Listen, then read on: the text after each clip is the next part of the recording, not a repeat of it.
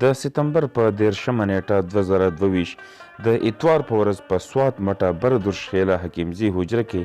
د ارواښاد سید محمد ایوب هاشمي صاحب او ارواښاد رضاخان کاکا په یاد کې د مشال پښتو ادبي او ثقافتي ټولنې د سوري لاندې د پروفیسر ډاکټر بدرالحکیم حکیمزي صاحب په صدارت کې او د محمد حنیف قیس صاحب په مشرۍ کې یو خوندوره دستوره وشوه چې پکې د سیمې ادیبانو، شاعرانو او عام ولس په ګڼ شمېر سره ګډون وکړو. د نظامت چارې حمید الرحمن همدرد او حضرت علي مشال وار په وار ترسره کولې او دستورې ته راغلو ملګرو څه په دا ډول د عقیدت پیرزونې پیرزو کړې. ایوب هاشمي د علمي او د پوهه کورنۍ سره تعلق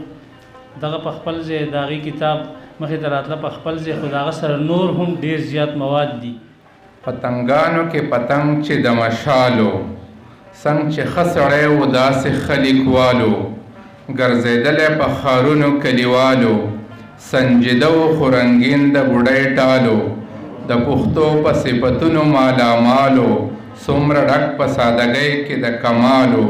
چې مخلصو مینهناکو وفادارو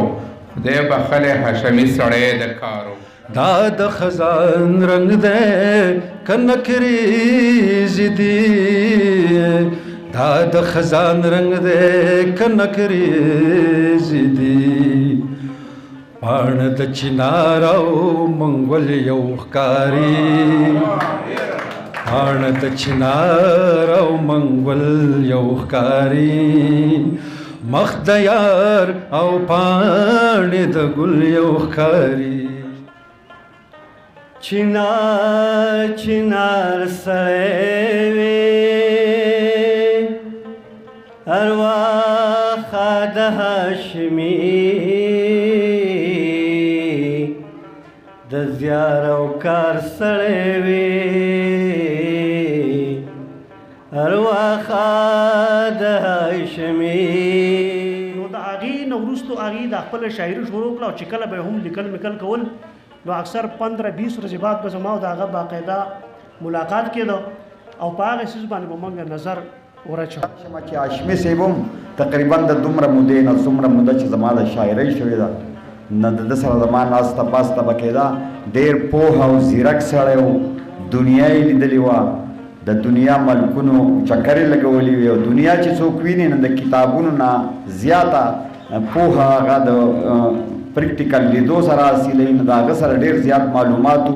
راځئ چې موږ دا لوز وکړو موږ د خدای تعالی نه دا سوال وکړو چې په خپلو کې اتفاق پیدا کړو. ګورئ حاضرې خبره له باره موږ اکثر وایي پښتانه اتفاق نه کوي څوک پښتانه اتفاق نه کوي. موږ د منځله ټول اتفاق ونه کوو موږ ماښام ډوډۍ له اتفاق کوو که نه کوو موږ چې د ګیا اشر کوو نو اتفاق کوو که نه کوو خو موږ چې د قام خبره راشي بیا اتفاق نه کوو بیا وایي دی ولې نه کوي زه ولې نه کوو. زمونږ دپاره د خوشحالۍ خبره هم ده خو د خفګان خبره هم ده. د خوشحالۍ خبره په دې ده چې نن زمونږ د دوو کسانو چې د رضاخان کاکا او ډېر ګران